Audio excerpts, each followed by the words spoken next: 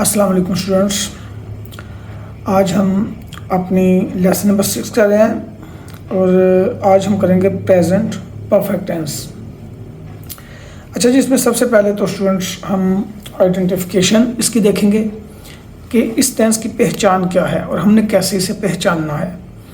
तो जी इसकी जो आइडेंटिफिकेशन है वो है फ़िक्रे में ये चुका है, चुकी है, चुके हैं, या अलिफ है, छोटी ये है, ये हैं वगैरह, ये उर्दू फ़िक्र के आहर पर आता है। जैसा मसलन मैं अपना काम मुकम्मल कर चुका हूँ, इसमें चुका हूँ फ़िक्र के आहर पे आया है। लेकिन इसी में अगर आप देखें तो अलफ हूँ भी मौजूद है, तो ये दोनों इसकी पहचान है। अगर आप इस तरह फ़िक्रा बोलें मैं अपना काम मुकम्मल कर चुका हूँ या मैंने अपना काम मुकम्मल कर लिया है, ये एक ही बात है। तो इसकी ट्रांसलेशन है I have completed my work. एक मज़ीद हम सेंटेंस इसको ट्रांसलेट करेंगे।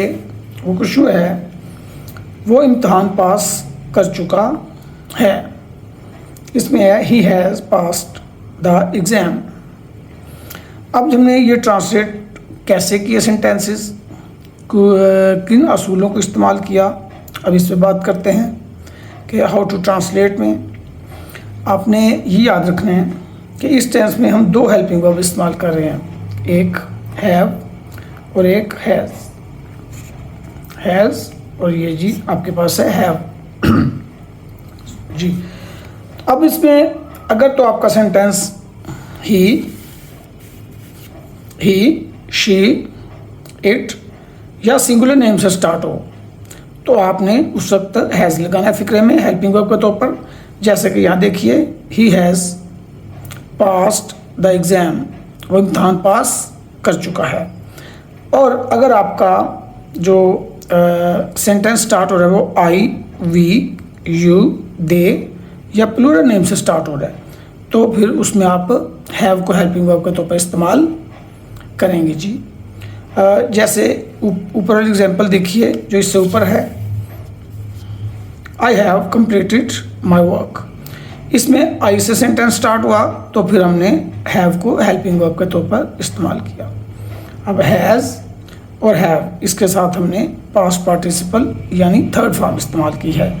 थर्ड फॉर्म अब वर्ब को पास्ट पार्टिसिपल भी जी बोलते हैं। अब आ जाइए स्टूडेंट्स इसके मज़ीद फार्मूला के ऊपर कि हमने किस तरह से इसको फार्मूला यानी इसका बनाना है। फार्मूला को रट्टा लगाने की कतई ज़रूरत नहीं, आपने जस्ट इसकी प्रैक्टिस करनी है। फार्मूला आप खुद भी बना सकते हैं, एग्जांपल देख के फार्मूला बन सकता है। जैसे देखिए सबसे पहले इसमें सब्जेक्ट आया, फिर हैज़ या हैव में से आपने कोई एक सेलेक्ट करना है। देन थर्ड फॉर्म इसमें यूज़ होगी। थर्ड फॉर्म को पास्ट पार्टिसिपल भी बोलते हैं जैसा कि मैं पहले बता चुका हूँ। और उसके बाद स्टूडेंट्स यहाँ पे ऑब्जेक्ट आएगा जी। अच्छा, अब हम आते हैं इसके नेगेटिव बनाने की तरफ कि इस टेंस के फ़िक्रात को हमने नेगेटिव कैसे बनाना है। तो स्टूडेंट नेगेटिव बनाना बहुत आसान होता है। नेगेटिव बनाने के लिए सिर्फ एक वर्ड नॉट लगाया जाता है और वो हेल्पिंग वर्ब के फ़ौरन बाद लगाया जाता है। फॉर एग्ज़ाम्पल एक फ़िक्रा है, हमने अपना वक्त ज़ाया नहीं किया। We have not wasted our time. हमने यहाँ पे उर्दू फ़िक्र में देखें, हमने अपना वक्त ज़ाया नहीं किया। यहाँ मैंने है नहीं लगाया आगे क्योंकि ये नहीं जो है इसके अंदर है मौजूद है, तो ये आपने ख्याल रखना है। अगर आप कहेंगे हमने अपना वक्त ज़ाया ना किया तो वो टेंस फिर बदल जाएगा, वो पास्ट सिंपल हो जाएगा। तो लिहाजा आपने ये इसमें इस फ़िक्रे में ये ख्याल रखना है कि हमने अपना वक्त ज़ाया नहीं किया। We have not wasted our time. एक और सेंटेंस देखिए कि डॉक्टर ने मरीज़ का ऑपरेशन नहीं किया।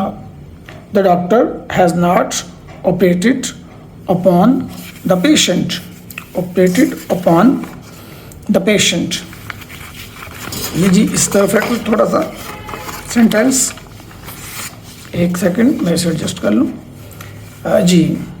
The doctor has not operated upon the patient.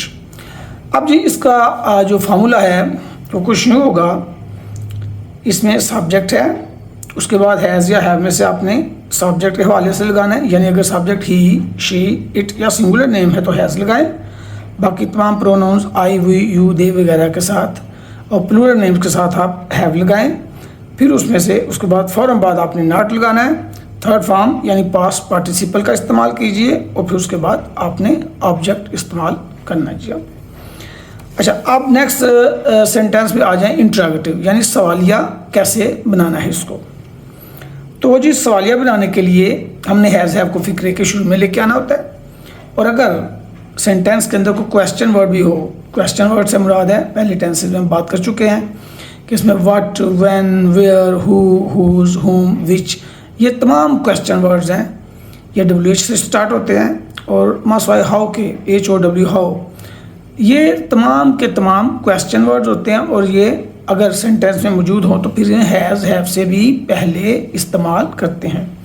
अब एक एग्जांपल देखिए, बिल्कुल सादा सी एग्जांपल है। क्या उस्ताद ने नज़म पढ़ाई है? Has the teacher taught the poem? क्या उस्ताद ने नज़म पढ़ाई है? अब एक सेंटेंस और देखिए जिसमें हमने क्वेश्चन वर्ड भी इस्तेमाल किया है। आपने अपने भाई को क्यों मारा है? Why have you beaten up your brother? Why have you beaten up your brother? अब इसका फार्मूला देखिए। अगेन फार्मूला याद करने की कतई ज़रूरत नहीं, जस्ट एक सहूलत के लिए लिखा जाता है। इसमें सबसे पहले क्वेश्चन वर्ड है, फिर हैज़ या हैव में से कोई एक सिलेक्ट कीजिए, फिर सब्जेक्ट आपके पास, फिर पास्ट पार्टिसिपल यानी थर्ड फॉर्म ऑफ वर्ब लगाइए और फिर ऑब्जेक्ट लगाइए। अब चूंकि ये क्वेश्चन है तो इसमें आपने क्वेश्चन वर्ड भी लगाना है। अच्छा, अब आ जाइए स्टूडेंट्स इसके नेगेटिव इंटरैक्टिव सेंटेंसेस की तरफ। के नेगेटिव इंटरैक्टिव वो फिक्रा होता है जिसमें नेगेटिव भी होता है और ये इंटरैक्टिव भी होता है, ये दोनों एक ही तरह है। इसकी कंपोजिशन थोड़ी सी मुख्तलिफ होती है। अब एग्जाम्पल पे ज़रा गौर कीजिए।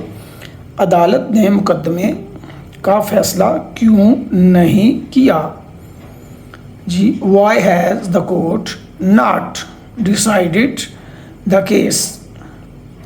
अब देखिए कि इसमें हैज़ हैव के फ़ौरन बाद सब्जेक्ट आया है और यहाँ जाके नॉट लगाया।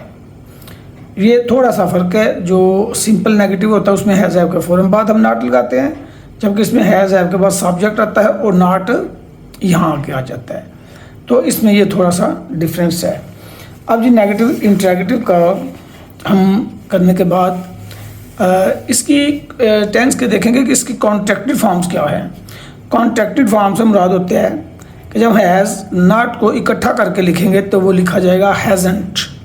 हैज़ेंट, हैज़ नॉट को इकट्ठा करेंगे तो बनेगा हैज़ेंट, और हैव नॉट को अगर इकट्ठा करके लिखेंगे तो बनेगा हैवंट। हैवंट, ये एक स्पोकन इंग्लिश में अक्सर यही कॉन्ट्रैक्टेड फॉर्म इस्तेमाल होती है। इसमें लेटर्स कम हो जाते हैं और लिटरेरी स्टाइल भी यही है, लिखा जाता है लिटरेरी स्टाइल में, लेकिन स्पोकन इंग्लिश में यही कॉन्ट्रैक्टेड फॉर्म ही चल रही है। अब ये एक सेंटेंस देखिए जिसमें कॉन्ट्रैक्टेड फॉर्म इस्तेमाल हुई है। Why hasn't the court decided the case? Court ने, अदालत ने मुकदमे का फैसला क्यों नहीं किया है? Why hasn't the court decided the case? यह हमने हैज़न्ट का इस्तेमाल ये किया है। जब हैज़ नॉट को इकट्ठा कर लें, कॉन्ट्रैक्टेड फॉर्म में लें तो फिर उसमें हैज़न्ट यानी हैज़ नॉट इकट्ठा ही हो जाएगा इस्तेमाल, उसमें ये सब्जेक्ट के बाद यहाँ पे भी नॉट नहीं आएगा।